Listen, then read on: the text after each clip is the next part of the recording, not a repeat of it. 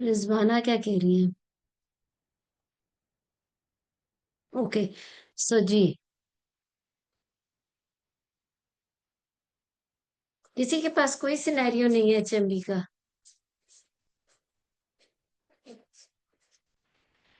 HMB में मुझे ये बताएं कि कंफ्यूजन क्या हो रही है, या कोई ऐसी चीज जिसमें, देखिए एचएमबी की एक तो हिस्ट्री बड़ी इंपॉर्टेंट है, ताकि अमाउंट ऑफ ब्लीडिंग को आप स्पेसिफाई कर सकें कि वाकई पेशेंट को एचएमबी है। कई दफा पेशेंट जिद होती है कि उसको एचएमबी है, लेकिन जब आप बहुत ज्यादा इंक्वायर करते हैं, comparing normal cycle with the abnormal one, then you really get to know कि उसको इतना एचएमबी नहीं है। और फिर इवेंचुअली जब आप एचएमबी की पूरी हिस्ट्री ले लेते हैं तो पता चलता है कि पेशेंट का तो एचबी ठीक है। फिर आपको रियलाइज होता है कि उसको तो शायद एचएमबी है ही नहीं, और वो शायद उसे लगता है कि एचएमबी है। तो क्योंकि HB should go down because of HMB, except कि वो कोई आयरन की मेडिसिन या इस तरह के सप्लीमेंट्स ले रही है। तो you have to be very very specific. Number one कि उसको वाकई एचएमबी है। नंबर टू ये कि उसको जो है एचएमबी से फर्दर क्वालिटी ऑफ लाइफ कितनी इफेक्ट हो रही है। गायनी के अंदर हम जितने भी टॉपिक्स करते हैं उसमें मैं हमेशा एम्फोसाइज करती हूँ कि आपने, देखो ऑप्स में तो हम टॉपिक वाइज हिस्ट्री ले लेते हैं, गायनी में मैं हमेशा कहती हूँ कि सिम्टम वाइज आपने हिस्ट्री की तैयारी करनी है। विच मीन्स कि आपने एचएमबी है उसकी हिस्ट्री, मैस एब्डोमेन है उसकी history, something coming out of vagina है उसकी हिस्ट्री लेनी है। मतलब आपने हर दफा सिम्टम रिलेटेड हिस्ट्री लेनी होती है, क्योंकि आपका डीडी सारा सिम्टम रिलेटेड बनेगा। अब एचएमबी अगर किसी ने वॉलंटियर करना है तो मुझे बताया, मैं क्विकली आपको छोटा सा केस देती हूँ, एंड देन हम हिस्ट्री के ऊपर बात करते हैं। सायरा, इसके बाद इंशाल्लाह आज मैनेजमेंट भी डिस्कस कर लेंगे। बहुत आसान मैनेजमेंट है। Good, so somebody has come up with a very good scenario, Fatima. Very good. So yes, 42 years old, para 3, previous 3 cesarean section with HMB with heavy menstrual bleeding and also intermenstrual bleeding, and examination is unremarkable and uterus is 8 week size. Fatima, ये आप ही कर लो, क्या ख्याल है? अस्सलाम वालेकुम ma'am. Ma'am मैंने वो वालेकुम। तैयारी नहीं की हुई। वो मैंने देखा था, तैयारी की डॉक्टर ने जरूरत ही नहीं दे है। दिया हुआ था ना। तो हाँ, कोई बात नहीं, तैयारी की जरूरत नहीं है, आप स्टार्ट करो, मिलके करेंगे तो इस तरीके से। चलो, हिस्ट्री से अगर करना है तो दैट विल बी ग्रेट। हाँ, अस्सलाम वालेकुम। मेरा नाम डॉक्टर फातिमा है। मैं गायनी के 4 साल से मुंसलिक हूँ। लेट्स डू द आपका क्या नाम स्ट्रक्चर है? Discussion.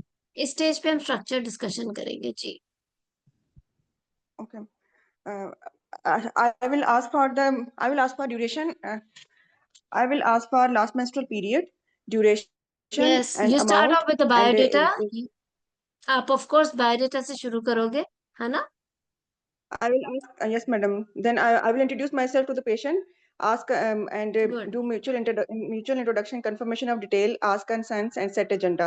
And take some brief demographic details of name, age, education, occupation, her parity, and parity, and last born child, and mode of deliveries. And I will inquire about her last menstrual period.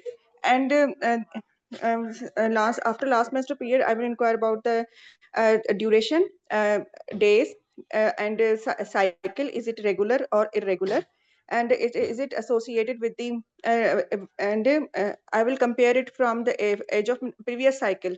And then inquire about the how many pairs she use, and history of passage of clots, and whether it is how what is her quality, how it impacts on her quality of life, and is it associated with dysmenorrhea, hmm. intermenstrual bleeding, and with इसको elaborate uh, करो, यही सारी बातों को elaborate quickly कर लो। ठीक है, किसी ने और ने हिस्ट्री का करना है? यू वर राइट, पॉइंट्स आप कवर कर रहे हो, लेकिन इसे इलेबोरेट करके बोलो ना, व्हाट क्वालिटी ऑफ लाइफ, किस तरीके से। quality of life. I will inquire about the is her night is disturbed or not, and how many times she use pads, and how her household work is, how much is disturbed, and she needs to get help from somebody, and the history of blood transfusions and iron infusions, in the and shortness of breath and dizziness. Ma'am आप कहने की मैं वो पूछूं? जाहिर है, science of loss, हाँ blood जी। Loss हो रहा है ना, तो इस वजह से। मैं आपको क्विकली बताती हूँ। देखो, जो एचएमबी है ना, इसकी हिस्ट्री को आपने कैसे डिवाइड करना है। इसके गायनी की हिस्ट्री को भी in specific. Of course patient HMB कहेगी कि बहुत हैवी पीरियड्स होते हैं ये वो। So you start your history of presenting illness after biodata and the presenting complaint.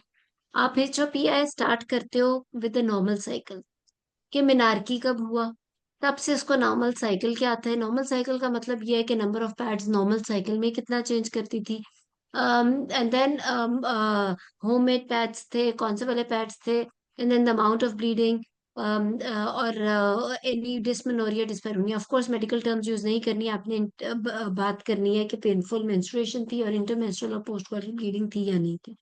ये सारी आपने जब नॉर्मल साइकिल बोल दी, जो हम सबके फिंगर टिप्स पे होता है कि नॉर्मल साइकिल की हिस्ट्री क्या लेनी है, उसके बाद आपने इसको कंपेयर करना है अब नॉर्मल साइकिल से। नाइला बीच में जब भी आए बता दें, क्योंकि हमने फिर obviously she is a volunteer, तो फिर उनका वरना क्लास का मौका रह जाएगा। सो द थिंग इज के फिर आपने एबनॉर्मल साइकिल के, अब आपने नॉर्मल साइकिल एग्जामिनर को बता दिया abnormal cycle. Now for the last 2 months और 6 months और last 1 month she is having heavy menstrual bleeding, which mean cyclically उसको हैवी ब्लीडिंग हो रही है। पहले वो 2 पैड अगर दिन में चेंज करी थी, अब वो 8 पैड चेंज कर रही है। अमाउंट ऑफ ब्लीडिंग भी ज्यादा हो गया है, होम मेड पैड्स हैं, डबल बड़ा पैड है, etcetera etcetera. And then clots pass हो रहे हैं नहीं। If there is history of passage of clots, तो किस साइज के क्लॉट्स हैं, मतलब फिस्ट के साइज के हैं, छोटे हैं, क्या है अप्रोक्सीमेटली। उसकी वजह ये होती है कि obviously passage of clot is normal, not a normal thing to happen during menstruation. So clot should not pass. So आपने and if they are there, तो फिर उनका साइज भी क्या, उससे भी अमाउंट ऑफ ब्लीडिंग का पता चलेगा। And previously there was no pain during menstruation, क्या अब उसको पेन होती है नहीं। Previously there was no intermenstrual bleeding, अब अगर इंटरमेंस्ट्रुअल ब्लीडिंग है तो फिर हिस्ट्री और बदल जाएगी। If there is intermenstrual bleeding along with a heavy menstrual bleeding, then that means कि इंटरमेंस्ट्रुअल में आपने पता करना है कि किस टाइम पे ड्यूरिंग द साइकिल उसको पीरियड्स हो रहे हैं। यानी कि अगर मिड साइकिल में है वो तो फिर ओव्यूलेशन में भी एक आधा स्पॉट लग सकता है। बट उसके अलावा है तो वो क्या, is there any history of bleeding after coitus also. तो वो सारी चीजें आपने, if there is then of course फिर आपने सी सर्विक्स के सारे रिस्क फैक्टर्स की भी हिस्ट्री रूल आउट कर लेनी। अच्छा, ये आपने अमाउंट ऑफ ब्लीडिंग जब आपने स्पेसिफाई कर लिया कि उसको एचएमबी है, फिर आपने डीडी के एचएमबी है क्यों, क्या उसके साथ में उसको मैस भी है। उन सब बातों से पहले you rule out pregnancy, you rule out contraception का यूज करिए। क्या पता उसने ईसीपी लियो बीच में, क्या पता उसने कोई कॉपर्टी रखवाई हुई है जो उसको सूट उस तरह से नहीं कर रही, या उसको उसने कोई इम्प्लानॉन या जिडेल या ऐसा कुछ रखवाया हुआ है जो उसको प्रॉबेबली सूट नहीं कर रहा। So rule out in reproductive age group, rule out pregnancy and contraception when ever there is abnormal bleeding. उसके बाद आपने उसका पूरा पाम कॉइन का रूल आउट कर लेना है कि कोई फाइब्रोइड तो नहीं है, उसको एडिनोमायोसिस तो नहीं है, उससे रिलेटेड सारी हिस्ट्री सीएस सर्विक्स की ले ली, क्योंकि इंटरमेंस्ट्रुअल हिस्ट्री की अगर हिस्ट्री उसके अंदर है। और फिर कोई मेडिसिन तो नहीं ऐसी ले रही, कोई इरेगुलर, वो हमने कॉन्ट्रासेप्शन का वो करके कर लिया।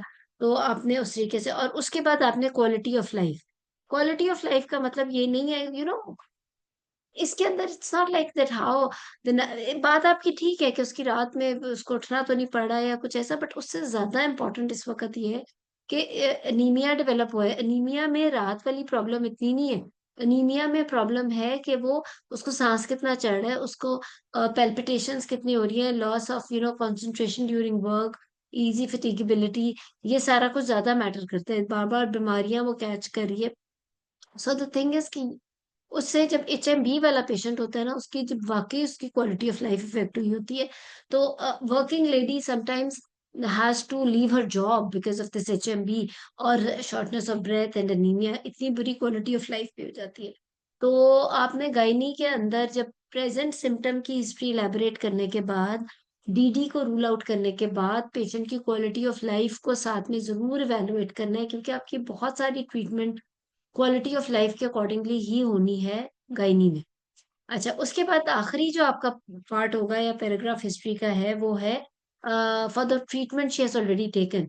क्या इन्वेस्टिगेशन अब तक उसने कराई है, जैसा कि उसने क्या फाइब्रॉइड या ऐसा कुछ चीज कराती रही है, और क्या उसकी ट्रीटमेंट अब तक वो लेती रही है। तो ये सारा कुछ उसमें हो जाता है। हाँ, whether you right, I don't know why link आज हो ही नहीं रहा कनेक्ट, बहुत सारे लोग कह रहे हैं। तो बट अब जिन ये लिंक का बार बार बेशक ग्रुप में अगर कोई सेंड कर सकता है या अपने फ्रेंड्स को भेज दो, क्योंकि लिंक यही है। और सिर्फ सेंड ही करना है वो, बल्कि आई थिंक नायला का भी यही प्रॉब्लम हो रहा है। तो let me send links to few girls. अच्छा, सो इस तरीके से आपने चलना है। ठीक हो गया। अच्छा, उसकी तो ये आपकी हिस्ट्री, आई होप कि आपका ये वाला मसला हल हो गया होगा। ओके, तो हिस्ट्री में किसी ने अभी तक कोई चीज ऐड करनी है?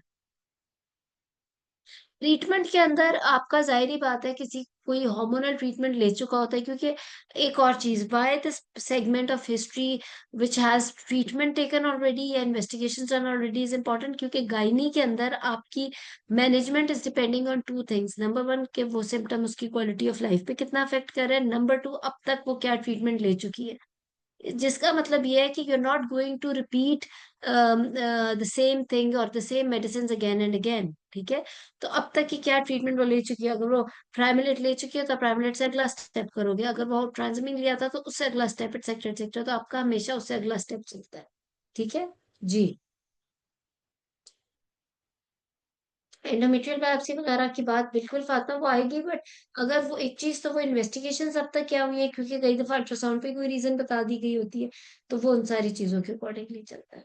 ठीक है, सो हिस्ट्री एग्जामिनेशन फातिमा बताएं जल्दी से। जिन्होंने लेट ज्वाइन किया वो फिर of Madam, I will course take recording में देख लें जी। in general physical examination, I will take her BMI and look for comorbidities, pulse and BP, temperature. Her accessible lymph nodes, thyroid, do accessible lymph nodes, thyroid examination, and take her chest, do the chest auscultation from backside by doing lymph nodes and look for the sacral edema, and then cardiovascular system examination for any added sound, and then and breast examination, and then I will do the abdominal examination from the fetal feet, and by looking the pedal edema and the respiratory rate, look for the hernial orifices, scar marks, and any protuberant abdomen, and on superficial palpation, I will for any tenderness, and then do the deep palpation for any visceromegaly and any abdominal lower abdominal mass. And if mass is if mass felt, then I will look for the side surface margin and mobility and lower limit reachable or not, and tenderness, and on vaginal down below examination, I will look for vulva vaginal health, and in perispeculum examination, I will do the look for for any cervical vaginal anomaly, and in bimanual examination, I will look for the cervix consistency, and uterus is intubated or retroverted, side size, mobility, tenderness, and nexal fullness. And in good. speculum, I will take the pap smear if it is due. मुझे देखो, मेरी बात सुनो, आपने ना बिल्कुल ये history की बातें जो आप लिख रहे हो, थायराइड की हिस्ट्री, वो सारा हमने पाम कॉइन में रूल आउट कर लिया, विच इज राइट। और अगेन आगे family history, previous surgical history, वो सारी चीजें भी उसी वो मैटर करती हैं, लेकिन हिस्ट्री के जो मेन सेगमेंट्स हैं वो मैंने आपको बता दिए। एग्जामिनेशन आपका अच्छा था, लेकिन आपका सीक्वेंस में क्यों नहीं था? ठीक है, general physical was fine. When you were doing abdominal examination, of course you do the inspection and then you do palpation and then इसमें तो खैर परकशन वाला तो है नहीं, बट अगेन अगर आपको एब्डोमेन पे मैस नहीं मिला लेकिन वजाना में मैस मिलता है वजाइनल एग्जामिनेशन में, तो इसलिए कहते हैं कि आप हमेशा शिफ्टिंग डलनेस जरूर देख लेते होते हैं पेशेंट में। ये मैं अपने बहुत सारे लेक्चर्स में बता चुकी हूँ कि गायनी के अंदर आपको ऑस्कल्टेशन नहीं है, पेल्पेशन, इंस्पेक्शन है, पेल्पेशन है, और उसके बाद आपका शिफ्टिंग डलनेस जरूर है परकशन में। उसकी वजह यह है कि कई दफा एब्डोमेन पे मैस नहीं मिलता और फिर आपको बायमैनुअल पे मैस मिल जाता है, और मैस का मतलब ये है कि you have to rule out presence of fluid in the abdomen. और प्रेजेंस ऑफ फ्लूइड को रूल आउट करने के लिए आप परकशन करते हो शिफ्टिंग डलनेस के लिए। शिफ्टिंग डलनेस इज एब्सेंट तो फिर तो कोई बात नहीं। शिफ्टिंग डलनेस का मतलब यही होता है कि आप एपिगैस्ट्रियम से अम्बिलिकस तक आए हो परकस करते हुए, उसके बाद आप लैटरल फोड़ने अपने, क्या उसे कहते हैं, फ्लैंक्स तक गए हो परकशन करते हुए, and if there is no dull note you find in the flanks, it means कि आपको उसको करवट नहीं दिलाना, और there is no fluid in the abdomen. But अगर आपको कहीं पे रेजिडेंट नोट नीचे जाकर डल होता लगता है, तो फिर आप उसे करवट दिलाते हो, शिफ्टिंग डलनेस को चेक करते हो। तो आप यूं ही कहते करते हो एब्डोमिनल एग्जामिनेशन में कि there is no sign of fluid in the abdomen. Here you come to the pelvic examination. Pelvic examination also starts with inspection, and then you do speculum examination. You don't do bimanual before speculum examination. You do first the speculum examination, and then you see the cervix. You do inspection of the cervix. You take the pap smear, and then you do the bimanual. Bimanual का बहुत अच्छा फातिमा ने बताया है कि उसमें हमने क्या क्या देखना है। तो this is how you do the examination of a patient in gynae. इसके अंदर आप ये सारे स्टेप्स इसी तरह याद कर लें, एंड ऑलवेज try to, वहाँ पे presence of mind is very very important, because if there is a scar on abdomen, or for example this patient is like previous three cesarean section, you have to look at the scar also, and you have to comment on the scar as well, that it's healthy or it has a keloid or whatever, कितना कहाँ पर है और कितना बड़ा है, वो सारा कुछ। ठीक है। और अगर फोकस्ड एग्जामिनेशन सिर्फ बोलना है, तो उसके अंदर जनरल फिजिकल एग्जामिनेशन में BMI is important. You comment on the pulse in specific, and then you comment on the thyroid, and of course the signs of anemia, and then you do the breast examination, and the systemic examination quickly बोलो, quickly बस सिर्फ systemic examination बोल दोगे, lymph nodes, and then you do abdominal, and then the pelvic examination। तो इसके अंदर जो specific बातें हैं, फोकस्ड बातें हैं इस पेशेंट में लेकर, वो ये बनी है जनरल फिजिकल एग्जामिनेशन में। ठीक है। So history examination was very easy, लेकिन वही बात है, तैयारी करनी है आपने। गायनी के अंदर मैं बार बार कहती हूँ, देखो गायनी में आप इस तरह हिस्ट्री की तैयारी नहीं करते हो कि आप टॉपिक्स लिख लो कि फाइब्रोइड है, इनफर्टिलिटी है, प्रोलैप्स है, एडिनोमायोसिस है, मैं इसकी हिस्ट्री तैयार कर लूँ। नो, आप सिम्टम्स के हिसाब से हिस्ट्री तैयार करते हो। आप सिम्टम्स लिख लो कि हेवी मेंस्ट्रुअल ब्लीडिंग है, इंटरमेंस्ट्रुअल ब्लीडिंग है, और वो फिर आप उसकी सॉरी आप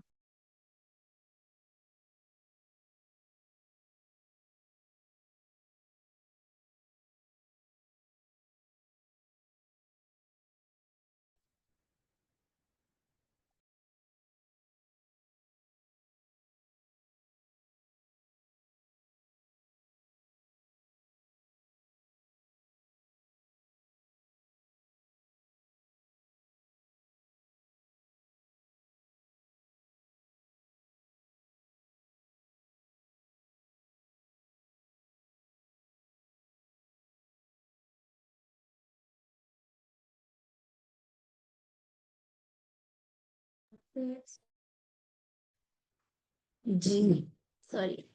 ठीक हो गया। सो हिस्ट्री एग्जामिनेशन में कुछ ऐड करना है। इस पेशेंट की समरी यही है कि she is 42 years of age. She is para 3 with previous 3 cesarean section with history of heavy menstrual bleeding and intermenstrual bleeding. And on examination, actually there is no positive finding in examination. Uterus is 8 week size and there is no tenderness. ठीक है। जी बताएं। ठीक हो गया। Investigations ji Fatima.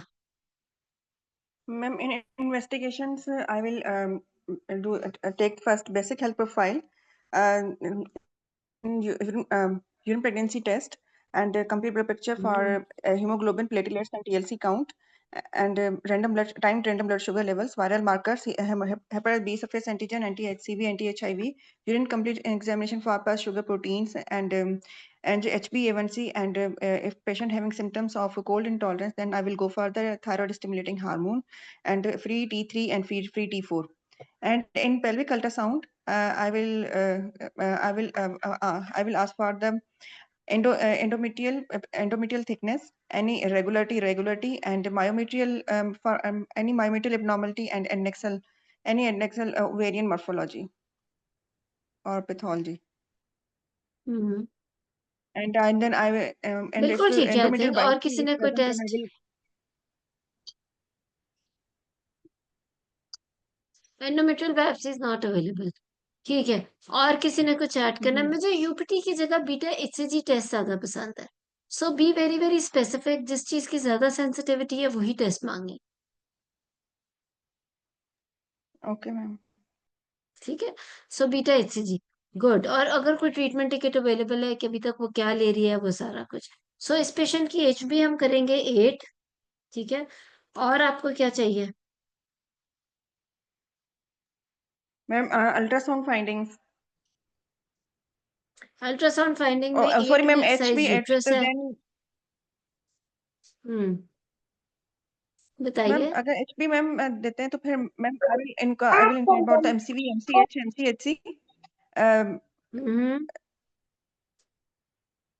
and ma'am serum ferritin, but it is a patient is bleeding, has bleeding, so ma'am there is no need of serum ferritin. Ma'am इस तरह ही होता है ना कि हम पता नहीं नहीं क्या कह मानते रहे हो, होते। बताओ। बताएं क्या है। If she is bleeding heavily तो क्या? she because there is madam when there is a bleeding, so patient has anemia due to hemorrhagic anemia it called, so there is no need of serum ferritin. And, ma'am अगर तो MCV, MCHC लो हो तो ma'am serum ferritin भी लो आ जाता है, तो फिर वो मैम हाँ इस तरह ही हम कहते हैं कि ये नॉर्मल साइटिक जो है एनीमिया होगा, क्योंकि मैडम ये तो हेमरेज की वजह से ब्लीडिंग हो रही है ना, और हेमरेज की वजह से सॉरी एनीमिया हो रहा है। जरूरी तो नहीं नॉर्मल से टेक हो। अनीमिया में जब हैवी ब्लीडिंग हो रही है तो आयरन डेफिशिएंसी भी तो हो सकती है। सही। देखो, इस कंफ्यूजन में नहीं ओके मैम। पड़ना, ना एग्जाम में ना क्लिनिकल प्रैक्टिस में। Patient is there with 8 HP, she is having heavy menstrual bleeding, इस वक्त हैवी कर रही है नहीं कर रही है, पीरियड्स के बाद आ गई है ब्लीडिंग, इस वक्त नहीं भी है। आपने उसको सारे एनीमिया को रूल आउट करना है, आपने उसको उसको एवेलुएट करना है। So you will get her CBC done, you will get the peripheral smear, RBC indices done, and if you think, and definitely serum ferritin done, and if you think you need electrophoresis, get it done as well. So आपने आपने अपना पूरा काम करना है। ठीक है ना? जी मैम। अनीमिया का वर्कअप करा लेना। ठीक है। और अल्ट्रासाउंड आपने मांगा था, सो 8 वीक साइज यूट्रस है, एंड रेगुलर कॉन्टूर है, एंड और कोई पैथोलॉजी नहीं है। और जो एंडोमेट्रियल थिकनेस है वो इसकी है 9 mm। 9 mm. Ma'am, then I will counsel the patient. Then I will counsel the patient about the diagnosis. That she has abnormal uterine bleeding, and it will I will complete the missing investigations, which are papal तो biopsy बता and तो दी missing. papal biopsy OPD basis। जी ma'am, papal biopsy आपने pipelle नहीं is बताई। Not done yet. वो available ही नहीं है, अगर करनी है तो वो आपकी मैनेजमेंट में आ जाएगी। और क्या मिसिंग इन्वेस्टिगेशन चाहिए आपको? मैम मैम मैम फिर बस हम वही करवाएंगे ना पाइपल बायोप्सी पे मैम, हमें एनेस्थीसिया तो देना नहीं है, तो हम एलएफटीज आरएफटीज नहीं करवाएंगे। Then ma'am I will not ask for the LFTs and RFTs. And in purple biopsy, Patient there's is here. She is 42 years of age. Last child born 8 years back. Previous 3 cesarean section. Now HMB for 3 months. And आपने Pap smear नहीं मांगा मेरे से missing investigations में। खैर, बहरहाल intermenstrual bleeding है तो Pap smear is normal. Now she उसकी जो इन्वेस्टिगेशंस है उसमें 8 HB है, एंड 9 mm एंडोमेट्रियल थिकनेस है, और बाकी सारा कुछ मैंने बता दिया। Now what will you do? आपने काउंसलिंग स्टार्ट की कि मैं उसे बताऊंगी इसको एबनॉर्मल यूट्राइन ब्लीडिंग है, वो उसका वो तो वो आपको बता रही है कि मुझे ब्लीडिंग है। आप उसको क्या डायग्नोसिस बता रहे हो? आपने कहा जी ना, I ma'am. Will counsel my patient and will tell her about the diagnosis that she is having abnormal bleeding. वो तो वो खुद आपको बता रही है कि मुझे एबनॉर्मल ब्लीडिंग है, अब आप आगे क्या बात बोलोगे उसको? Ma'am ma'am as there is no any abnormality, there can be three possibilities that she has a chat पे hormonal जो जो imbalance. बातें हो रही हैं उसको आपने ठीक नहीं समझना, याद रखना। सब गलत बातें हैं। ठीक है। चैट पे हर कोई अपने कमेंट्स कर रहे हैं, they are not like the, वो कोई रेफरेंस नहीं है ना, वो कोई ऑथेंटिक बातें हैं। उस उन सब बातों का मैं आराम से आपको लॉजिक बताती हूँ और रिस्पॉन्स करती हूँ, लेकिन मैं इसलिए सबको बता रही हूँ क्योंकि हर कोई चैट पढ़ रहा होगा। सो चैट पे कुछ भी ठीक नहीं हो रहा है इस वक्त बात। ओके। जी, अब बताओ। शाबाश। जी Fatima. Ma'am, I will tell the patient that she has as bleeding and any bleeding and anemia due to bleeding. So, ma'am, I will admit her, correct her anemia, and meanwhile, I will do multi-disciplinary team involvement. Uh, my senior gynecologist, anesthetist, and hematologist. I will correct her anemia by transfusion, give her 1 unit of blood, and then iron infusion, and give a hormonal give a hormonal treatment, and meanwhile and meanwhile I will send her complete her missing investigation, LFTs, RFTs, chest X-ray, PAVU, and ECG, for and then I will do her endometrial biopsy. Meanwhile, I will give her tablet Primoliot, tablet N, 5 milligram TDS, so that, and they wait for her biopsy, which come in 10 days.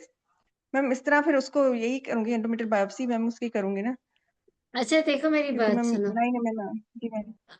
Endometrial biopsy का किस as में करनी है?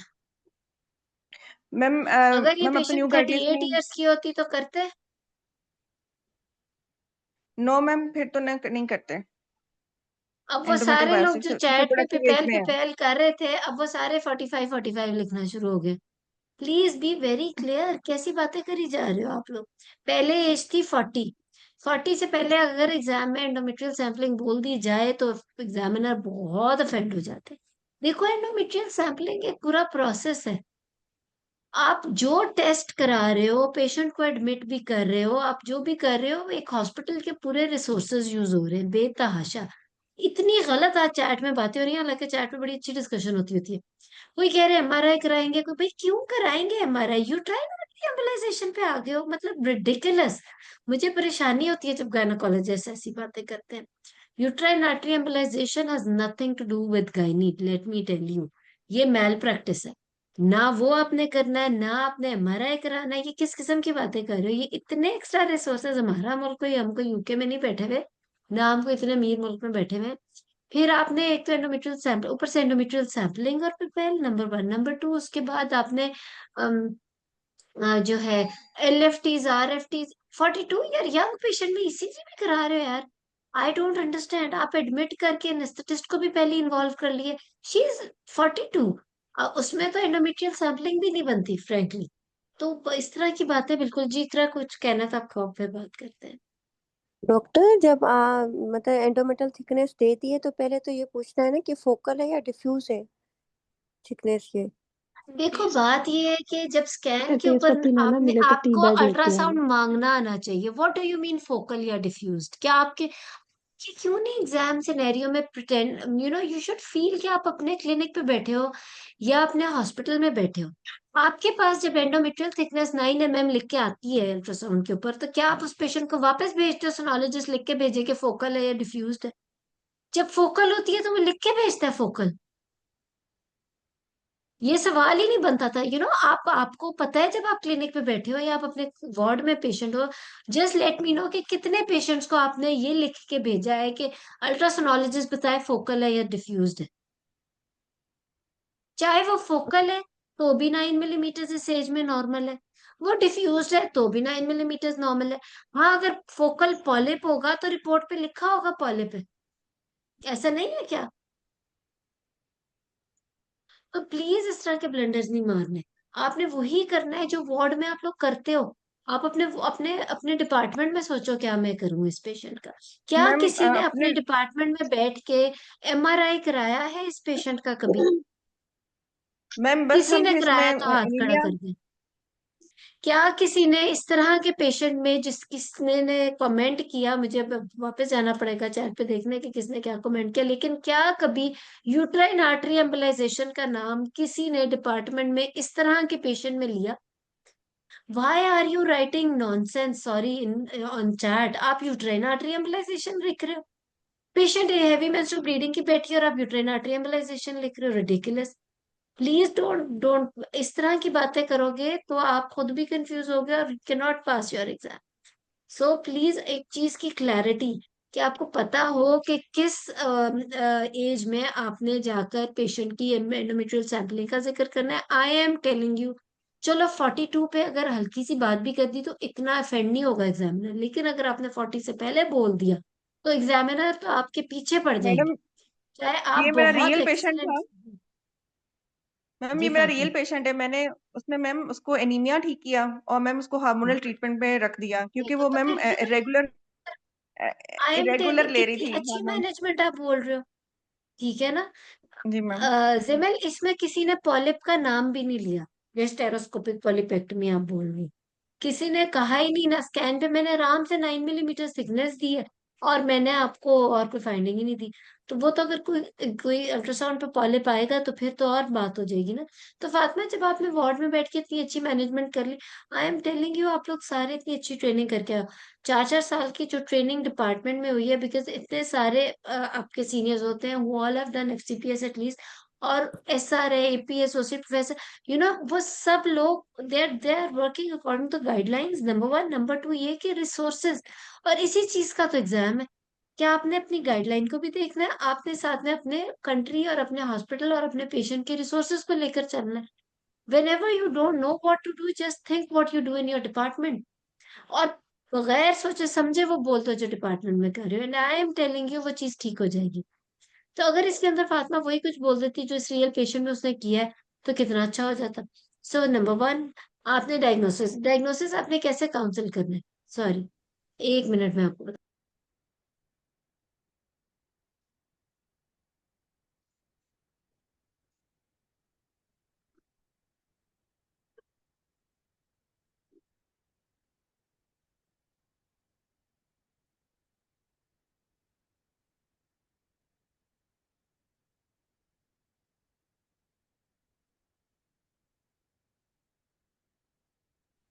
So sorry.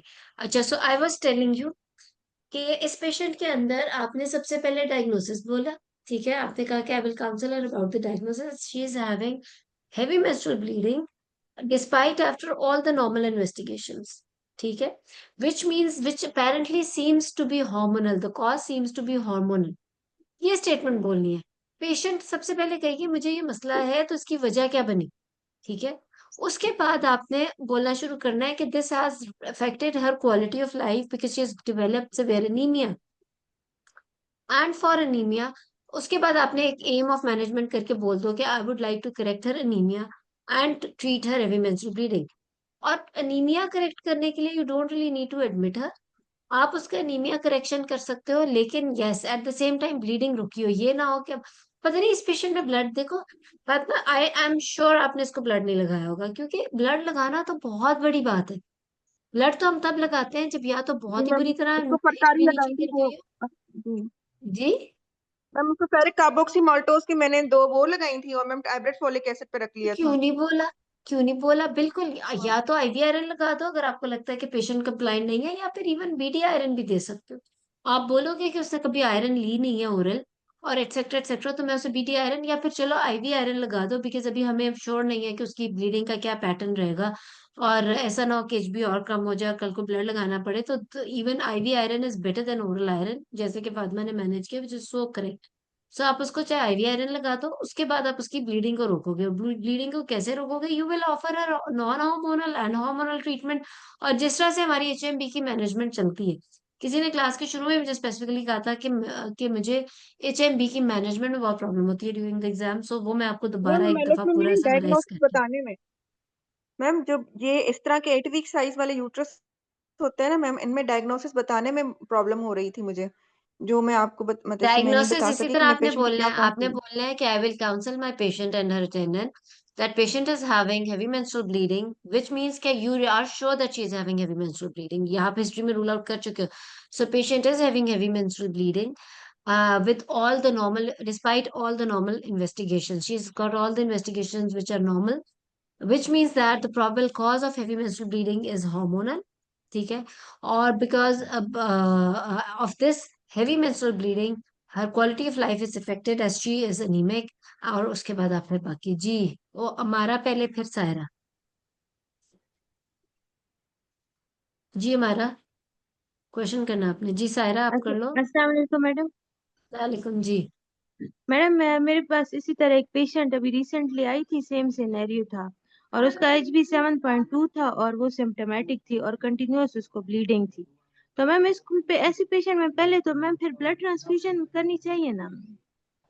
देखो, blood transfusion depend करता है number one उसके anaemia के सिम्टम्स पे, यानी कि क्या उसे इतनी शॉर्टनेस ऑफ ब्रेथ है कि वो किचन तक नहीं जा सकती, किचन में काम नहीं कर सक रही। इस तरह के जो सिम्टम्स को पहले आप बहुत ज्यादा इवेलुएट करोगे।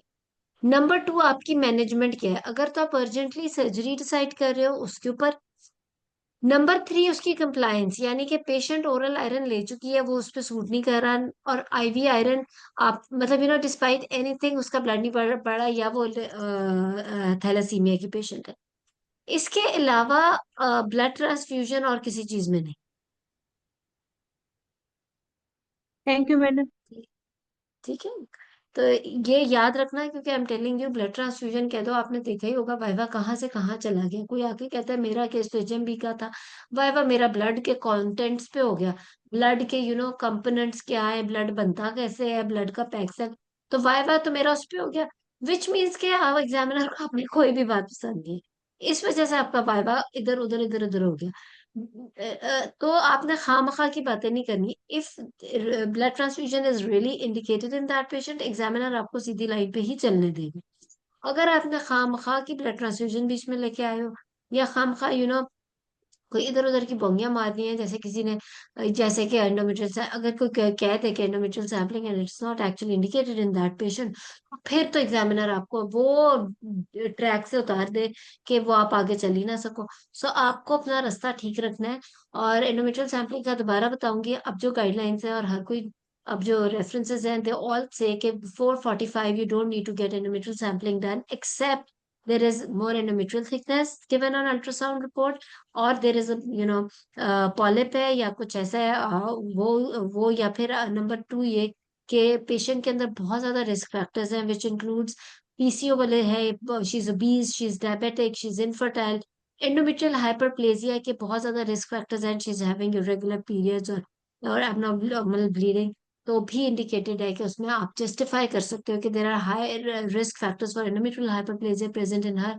दैट इज वाई मैं इसकी यंगर एज में भी एंडोमेट्रियल सैम्पलिंग कर रही हूँ। लेकिन if there are no risk factors present, she is not obese etcetera etcetera, endometrial thickness normal दी हुई है स्कैन के ऊपर, तो फिर before 45 it's better not to talk about pipelle और एंडोमेट्रियल सैम्पलिंग। और स्पेशली अगर अल्ट्रासाउंड फाइंडिंग भी नॉर्मल है। ठीक है, एक एक करके क्वेश्चन कर लें जी। सायरा पहला आप। अस्सलाम वालेकुम मैडम। वालेकुम जी। मैडम ऐसे पेशेंट मेरी एग्जाम में आई थी। She was 40 years old previously और उनको 2 इयर्स से हैवी मेंस्ट्रुअल ब्लीडिंग की कंप्लेंट थी और उनका लास्ट बॉन्ड जो है वो 3 इयर्स बैक था और अल्ट्रासाउंड पे 5/6 पोस्टीरियर वॉल इंट्राम्यूरल फाइब्रॉइड था। और वो पेशेंट की जो है ना वो मल्टीपल टाइम्स ट्रांसफ्यूजन की हिस्ट्री थी। वो 2 से 3 बार एडमिट हो चुकी थी और वो इतना ज्यादा परेशान थे वो और उनके हस्बैंड भी कि हमें बस इस मसले से जान छुड़ानी है। तो अकॉर्डिंग टू पेशेंट विश मैंने मैडम को जो है ना एग्जामिनेशन में वो बता दिया कि इसकी हिस्टेक्टमी होनी चाहिए। तो वो इतना माइंड कर रही थी कि आप 40 इयर्स में पेशेंट की हिस्टेक्टमी कर देंगी, अभी तो ये इतनी यंग है, अभी थोड़ी होनी चाहिए। यही तो जस्टिफाई करना है। आप कहोगे कि पेशेंट को हैवी मेंस्ट्रुअल ब्लीडिंग है and the cause seems to be fibroid uterus because it's large and it's intramural, right? और फाइब्रॉइड का जो ट्रीटमेंट है वो तो सर्जरी है। So because her family is complete, तो I would like to do hysterectomy and not myomectomy, because myomectomy में तो रिकरेंस भी हो सकता है, और ये भी हो सकता है कि माइमेक्टमी करके कॉज हर हर उसका ट्रीटमेंट उसका सिम्टम खत्म ना हो। तो इस वजह से to give her the ultimate treatment it's better to do hysterectomy. 5 into 6 centimetre intramural fibroid के साथ मेडिकल ट्रीटमेंट इंडिकेटेड नहीं है, especially if she's having HMB and her family is complete, there is no fertility concern। उसके अंदर फिर आपने number one option is hysterectomy. Madam वो तो नंबर टू, बहुत माइंड कर रही थी। Before myomectomy because there is a myoma, before myomectomy वो इसलिए माइंड करी थी क्योंकि आप जस्टिफाई नहीं कर सक रहे थे। आप इसी तरह कॉन्फिडेंट, अगर आप अपने कॉन्सेप्ट में क्लियर हो तो आप उतने ही कॉन्फिडेंटली अपने आप को जस्टिफाई करोगे। आप उनसे कहो कि madam, if I don't do hysterectomy now, she has got fibroid, I am going to do myomectomy because the cause of bleeding is myoma, right? So I will do myomectomy she has been through blood transfusions multiple times. ठीक है, और blood transfusion is not an ordinary thing. So if I do myomectomy and her problem is not solved, or if there is recurrence of fibroid that occurs because there are like 10 or 12 years of 10 or 12 years still there for her menopause. So if before menopause recurrence of fibroid occurs, or if her bleeding doesn't settle down after myomectomy, am I going to do another surgery? And how many times I am going to transfuse blood in her? आप justify इसी तरह, B very very confident, आप इसी तरह justify करोगे। आप यूं ही बोलोगे कि पेशेंट की इतनी मल्टीपल ट्रांसफ्यूजन हो चुकी है, नंबर वन। नंबर टू, आपको तो ये कहना चाहिए कि अगर 30 ईयर की भी होती तो इसमें हिस्टेरेक्टमी बनती थी। Actually I am telling you, just a minute, मुझे इस चीज को करेक्ट करने दो, एक सेटिंग खराब हो गई है इसमें। सो आई वॉज टेलिंग यू कि आपका कॉन्सेप्ट इतना क्लियर होना चाहिए कि आप वहां पर एग्जामिनर्स एट टाइम्स आपको दोबारा दोबारा चेक करते हैं। वेरी फ्रेंकली मुझे ऐसा लगता है कि जिसका वाइवा हिस्ट्री एग्जामिनेशन इन्वेस्टिगेशन तक बहुत अच्छा गया हो, उसकी मैनेजमेंट को दोबारा दोबारा टू बी श्योर कि she how confident is she, कि उनका कैंडिडेट कितना कॉन्फिडेंट है, वो आपको कंफ्यूज करते हैं। कई जगहों पर एनीमिया में ब्लड ट्रांसफ्यूजन की जरूरत नहीं होती, और आप कह रहे होते हो कि नहीं है, लेकिन वो आपको किसी तरह घुमा फिरा के प्रूव करने की कोशिश कर रहे होते हैं कि ब्लड ट्रांसफ्यूजन होनी चाहिए। But you should be very confident कि आप उन्हें कन्विंस करो कि ऐसी की तैसी है, कि हाउ कैन यू से कि इसमें ब्लड ट्रांसफ्यूजन होनी चाहिए। सिमिलरली आपके केस में तो कोई वजह थी ही नहीं कि हिस्टेरेक्टमी ना हो। पेशेंट की मल्टीपल ट्रांसफ्यूजन हो गई, फैमिली उसकी कंप्लीट है, कॉज उसकी सर्जिकल है, फाइब्रॉइड अंदर है, उसके अंदर तो हिट एंड ट्रायल बनता ही नहीं है, क्योंकि वो इतनी दफा अनीमिया से सफर कर चुकी है कि ब्लड ट्रांसफ्यूजन करा चुकी हुई है।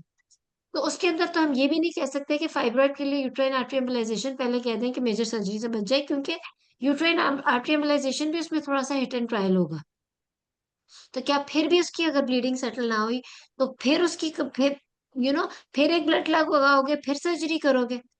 तो अब पेशेंट आपके पास आ गई है, तो उसको एक ऐसी ट्रीटमेंट चाहिए है कि अब उसको ब्लड ना और लगना पड़े, उसको अब सारी जिंदगी का आराम मिले।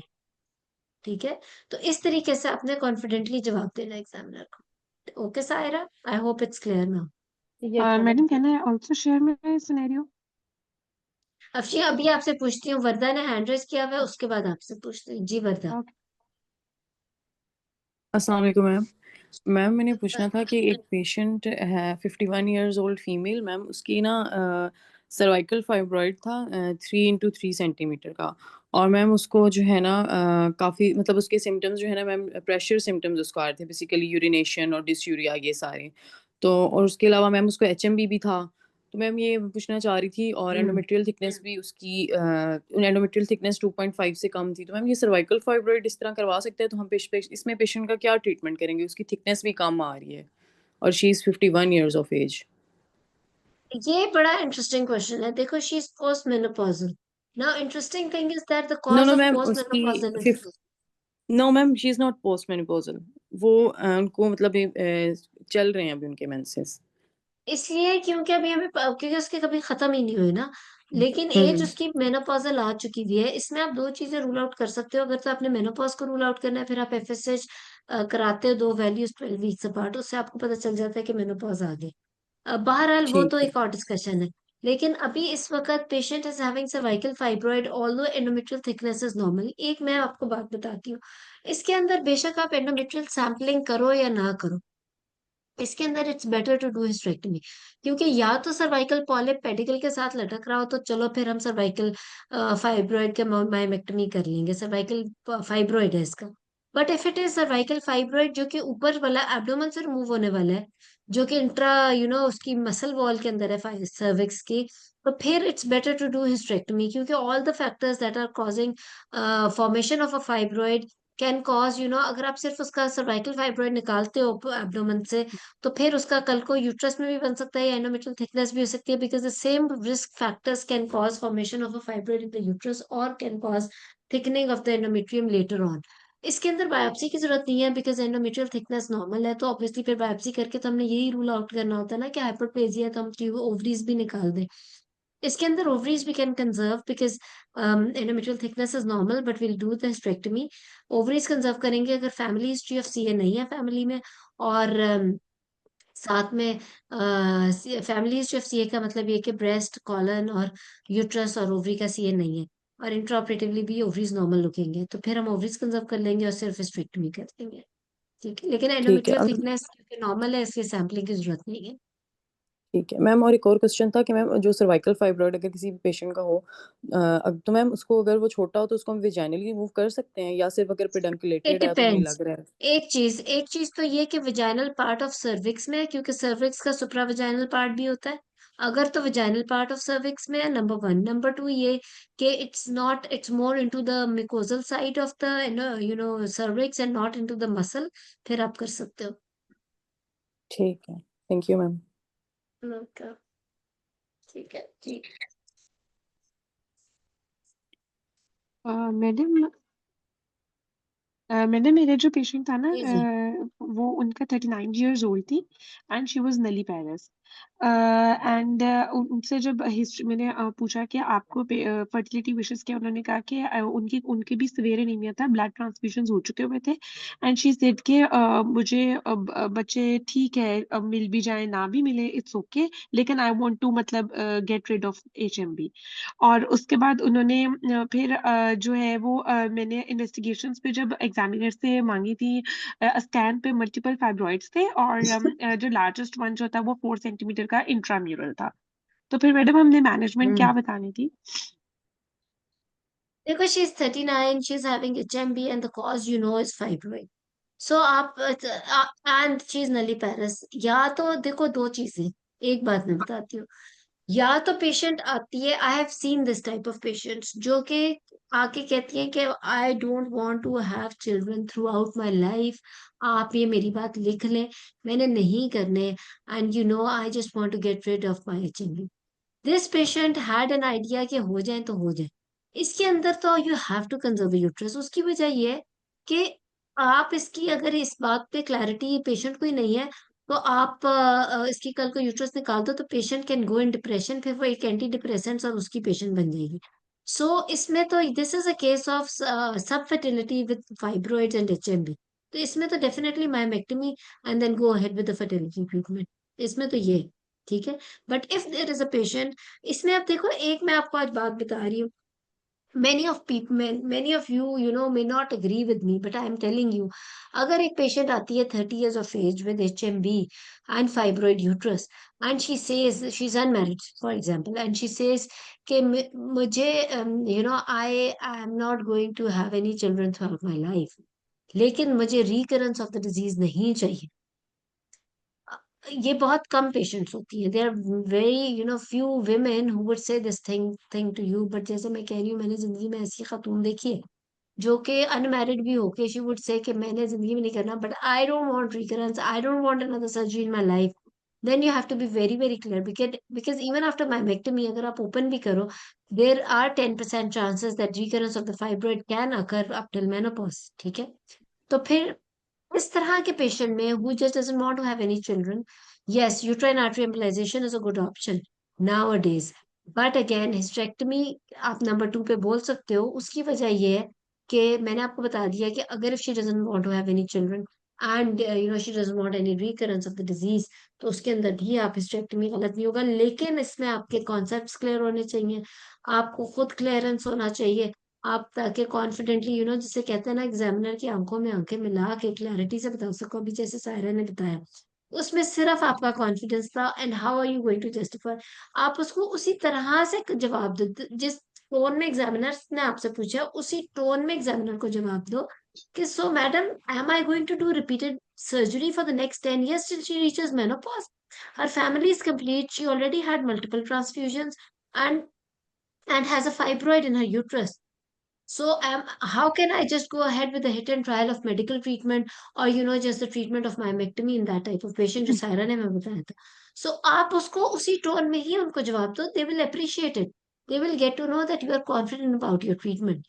But ये तभी है सिर्फ possible जब आपकी तैयारी ठीक हो, you really know what, आपकी अपनी आपको पहले खुद तो क्लैरिटी हो ना कि आप जो बात कर रहे हो वो ठीक है। गलत बात पे अड़ जाने पे तो फिर कोई हाल नहीं है ना। ठीक है, madam see, I think you got your answer madam ji.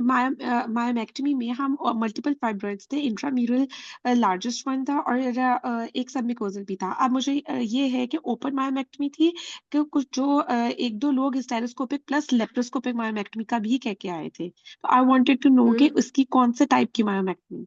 Mode of माइमेक्टमी, yes इसके मैडम, मोड अंदर ऑफ मायो। देखो, यस, मेरे से पूछो तो मैं तो कहूंगी कि hysteroscopy plus laparoscopy proceed mini laparotomy which is the open myomectomy. Why? Because open myomectomy में आप, लेप्रोस्कोपी में सिर्फ डायग्नोस्टिक लेप्रोस्कोपी है, 3 पोर्ट्स वाली नहीं है, ओके सिंगल पोर्ट वाली। Okay okay. ओपन का मतलब ये है कि आप फील कर सकते हो छोटे छोटे फाइब्रॉइड जो अल्ट्रासाउंड पे और लेप्रोस्कोपी पे नजर नहीं आ रहे, जो फील करके पता चलते हैं, वो भी निकाल सकते हो। उससे रिकरेंस भी कम हो जाती है और सब फर्टिलिटी वाले पेशेंट में बेहतर आउटकम होता है इस वजह से। ठीक है, सो ओके गुड जी। वर्दा का क्वेश्चन, फिर सबा का क्वेश्चन, फिर हमारी क्लास खत्म हो जाएगी जी। वर्दा। मैम मैंने कर लिया था क्वेश्चन, मेरा ओके। मेरी क्लियर होगी। ओके सबा जी। अस्सलाम वालेकुम मैम। वेलकम जी। मैम एक patient like 44 years of age, para 2, और अभी उसके स्कैन पे था 4 into 6 centimeter posterior wall fibroid and intramural hmm. Fibroid. उसको HMB की हम्म। कोई कंप्लेन नहीं है, बट उसको प्रेशर सिम्टम है लाइक फ्रिक्वेंसी ऑफ यूरिनेशन, हम्म। ये उसको सो प्रॉब्लम है। तो यस, मैम इसमें इवन कोई सर्जिकल ऑप्शन बनता है मतलब उसका? even if a fibroid is causing pressure symptoms, then yes, she needs treatment. एक मेरी बात याद रखो, फाइब्रॉइड में अगर 40 से above and single fibroid है तो uterine artery embolization is a good option. If she is less than 40, she wants to conceive and there are multiple fibroids at any age group, then the surgical option is better. So 1 2 3 करके आपने options patient को भी बतानी होती हैं और exam में examiner को भी। इस तरह के पेशेंट में जिसमें फैमिली कंप्लीट है, she is 44, she has got single fibroid which is causing symptoms either pressure symptoms, और पहले तो क्लैरिटी भी होनी चाहिए कि प्रेशर सिम्टम्स ऑफ फाइब्रॉइड की वजह से। सो प्रेशर सिम्टम्स है या मैम एचएमबी है उसके अगर तो फिर पस सेल्स भी पॉजिटिव है, यूरिन डीआर पे किस चीज 6 to में, 8 अगर तो उसके पहले पस सेल्स यूटीआई है। ट्रीट तो कुछ नहीं होता, यूटीआई ट्रीट करने में क्या प्रॉब्लम होती है? तो आप ऑफ कोर्स यूटीआई ट्रीट करके रीवैल्यूएट करो ना। पहले तो आपने सिम्टम्स को हम्म। एवेल्युएट करना होता है हमेशा। एचएमबी है तो क्या वो वाकई एचएमबी है? प्रेशर सिम्टम्स है तो क्या वो वाकई है? जब ये सारा कुछ रूल आउट हो जाता है and you really think that there is a symptomatic fibroid, then it needs treatment. What type of treatment? If patient is young, then it's better not to do uterine artery embolization at the first place. It's better to do surgery ताकि ovarian reserve लंबा चले।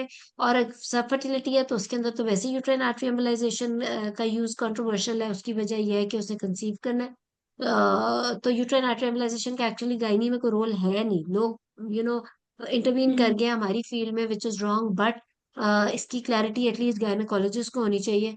40 के बाद अगर हम्म। Single fibroid है, family complete है, तो yes you can offer uterine artery embolisation. Multiple fibroids है तो भी बेहतर है कि ना हो, क्योंकि रिकरेंस ऑफ द डिजीज या सारे फाइब्रॉइड्स एंड आर्टरी तक जाके uterine artery embolisation is sometimes not possible, तो भी सर्जिकल ट्रीटमेंट इज बेटर। ठीक है। ओके मैम, अगर फाइब्रॉइड तो पोस्टीरियर वॉल है, तो ये इतने ज्यादा यूरिनरी प्रेशर सिम्टम्स कॉज करेगा? पोस्टीरियर वॉल ये फाइब्रॉइड। अच्छा क्वेश्चन है। यूटीआई अगर नहीं है, there is no other cause of any pressure symptoms, mostly anterior wall fibroid करता है, लेकिन अगर लार्ज पोस्टीरियर वॉल फाइब्रॉइड है तो वो भी एंटीरियरली यूट्रस को पुश करके कर तो सकता है। Okay ma'am, okay ji thank you. Rafia, welcome ji Rafia. Last ma'am question ji. Ma'am अगर मल्टीपल फाइब्रॉइड्स हैं और हम सर्जरी की तरफ जाना चाहते हैं तो उससे पहले क्या GnRH एनालॉग्स देंगे? नो, देखो, जीएनआरएच एनालॉग का तो नाम, आप मुझे ये बताओ वार्ड में कि आज तक 4 साल की ट्रेनिंग में कितने जीएनआरएच एनालॉग आपने लगाए? 2 4? इतने कम क्यों? आपने लेना ही, जब तक एग्जामिनर ऐसा सवाल ना कर दे कि उसका जवाब ही जीएनआरएच एनालॉग बनता है, तब तक आप उसका बोलने की जरूरत नहीं है। यानी कि वो कहे कि प्री ऑपरेटिव क्या मेजर्स होंगे फाइब्रॉइड की ब्लीडिंग को कम करने के लिए माइमेक्टमी से पहले, तो फिर आप चलो कह दो कि जीएनआरएच एनालॉग। माइमेक्टमी में जीएनआरएच एनालॉग का कोई रोल अदरवाइज है नहीं। वो आपकी सर्जरी बहुत मुश्किल करता है, ओवरऑल वुमेन हेल्थ को खराब करता है ना, वो अल्टीमेट ट्रीटमेंट है, क्योंकि वो उसके फौरन बाद वो साइज उतना ही बढ़ जाएगा। इस वजह से बड़ा अच्छा सवाल। हमारी असल सिनेरियो की मैनेजमेंट तो पूरी हुई नहीं, फातिमा जो, हाँ। उसमें मैंने आपको कहा नॉन हार्मोनल, हार्मोनल ऑफर करोगे। And don't forget Mirena. इस पेशेंट में 42 इयर्स, पैरा 3, प्रीवियस 3 सिजेरियन में Mirena is a very good option. जी मिनाज और नुसरत, लास्ट क्वेश्चंस। अस्सलाम वालेकुम मैम, मैं ये पूछ रही थी, ये जो गायनी के पेशेंट हमारे एनीमिया के साथ आते हैं एचएमबी की वजह से, हाँ, क्योंकि आजकल हम आयरन ज्यादा लगा रहे हैं हम्म। जी आपकी आवाज कट रही है, नहीं आ अस्सलाम रही आवाज, वालेकुम सॉरी जी नुसरत। मैम, अगर फाइब्राइड जो है वो ह्यूज फाइब्राइड हो 30 वीक साइज, उसमें रोल है GnRH का? कोई रोल नहीं है। दोनों। ऐसा करते हैं, अगली क्लास फाइब्रॉइड विद एचएमबी कर लेते हैं। ठीक है, आप लोगों के बहुत कॉन्सेप्ट्स क्लियर हो जाएंगे इंशाल्लाह। ओके। नेक्स्ट संडे वॉलंटियर अभी थैंक इसी यू। हफ्ते बता दो, ताकि वो 2-3 ही हों बेशक, ताकि वो अवेलेबल हों। जी महनाज, आपका लास्ट क्वेश्चन फिर बस। ठीक है, चलो मैम अमनान और मैं जिमिल ने करूंगी कहा डॉक्टर है। इमराना। अच्छा, चलो इमराना, अमना और जिमिल, ठीक है। डिफरेंट डिफरेंट सिनेरियोज करेंगे सारे फाइब्रॉइड्स के। जी मैं नाम लिख रही हूँ आप लोगों के, जिमिल और आमना। मैम सिनेरियो हम लेके आएंगे, आप खुद सिनेरियो हम्म, लेके आएंगे, आप बताएंगे? मैं बताऊंगी, ताकि आपके सिनेरियो हम खुद फाइब्रॉइड्स के लेके सारे सिनेरियोज पूरे हो जाए। तो नेक्स्ट संडे हम वो करेंगे। और सॉरी मिनाज, शायद आपकी आवाज नहीं आ रही थी, अगली क्लास में हम पूरा आपका क्वेश्चन और नुजरत आपका भी ले लेंगे। ठीक है, तो इंशाल्लाह फिर आप लोगों से मुलाकात नेक्स्ट संडे। मैम मैंने भी वॉलेंटियर करना है नेक्स्ट क्लास के लिए। राफी।